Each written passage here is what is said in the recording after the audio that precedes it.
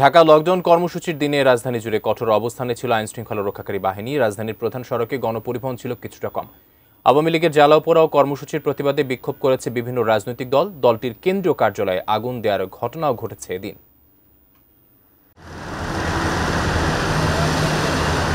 কার্যক্রম নিষিদ্ধ আওয়ামী লীগের অনলাইনে ঘোষিত লকডাউন কর্মসূচি ঘিরে বৃহস্পতিবার রাজধানী ঢাকার বেশিরভাগ সড়কের অবস্থা ছিল এমনই।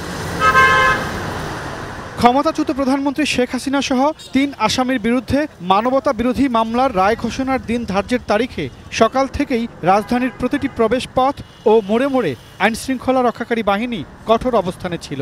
বিশেষ নিরাপত্তা ব্যবস্থা ছিল আন্তর্জাতিক অপরাধ ট্রাইব্যুনাল সহ রাজধানীর বিভিন্ন গুরুত্বপূর্ণ স্থাপনাকে ঘিরে। এদিন রাজধানীতে চলাচল করা প্রায় প্রতিটি মোটরসাইকেল তল্লাশি করা হয়। তল্লাশি আমরা রেগুলারই করি, তো আজকে একটু বেশি করতেছে। এই কারণেই অনেকে নাশকতার পরিকল্পনা করে কিছু একটা হুমকি বা এরকম কিছু চলতেছে। তারপরে আমাদের সিনিয়র স্যারদের নির্দেশনা আমরা মোটরসাইকেলের কাগজপত্র চেক করতেছি আর আপনার ব্যাগ তল্লাশি করতেছি। যদি কোনো সন্দেহভাজন কিছু পাই সেক্ষেত্রে আমরা আইনগত ব্যবস্থা নিচ্ছি আর কি। টানা তৃতীয়বার অর্জন করেছে দেশের সেরা সুপার ব্র্যান্ড স্বীকৃতি বসুন্ধরা টিস্যু।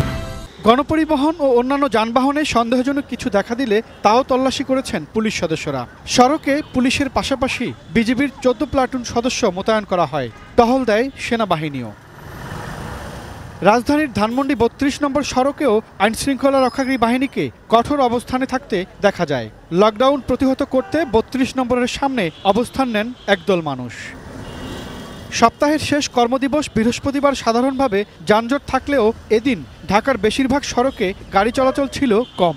তবে দুপুরের পর থেকে বিকেলে গণপরিবহন চলাচল কিছুটা বাড়ে।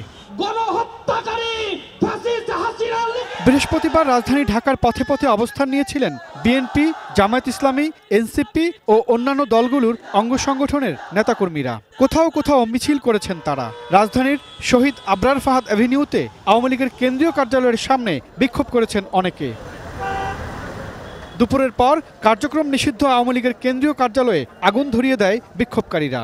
এই ধরনের কর্মকাণ্ড যেন বাংলাদেশে না হয়, বাংলাদেশকে অস্থিতিশীল পরিবেশ যেন সৃষ্টি না হয়, সেটা প্রতিহত করার জন্য আমাদের এই অবস্থান থাকবে।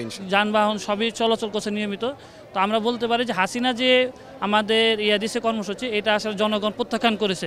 কর্মসূচি প্রতিরোধে অংশ নেওয়া নগরবাসী বলছেন, কার্যক্রম নিষিদ্ধ আওয়ামী লীগের জ্বালাও পোড়াও কর্মসূচি জনগণ মানছে না। যারা দিন মজুরি, তারা কষ্ট করে খাইতে আছে, তাদের তো কষ্ট। যারা কোটি কোটি টাকা নিয়ে চুরি করে ভাগ দিতেছে, তারা তো বিলাসিতা করতে আছে, তাদের তো কোনো সমস্যা নাই। সাধারণ মানুষ যাতে এটা ঘাবড়িয়ে না পড়ে, এই জন্য আমরা অবস্থান কর্মসূচি দিচ্ছি। সকালে গাড়ির সংখ্যা একটু কম হলো, মানুষের যাতায়াত স্বাভাবিক আছে এবং সেরকম প্রভাব দেখতে পাচ্ছি না। Imran Hossain Suman, ATN news, Dhaka.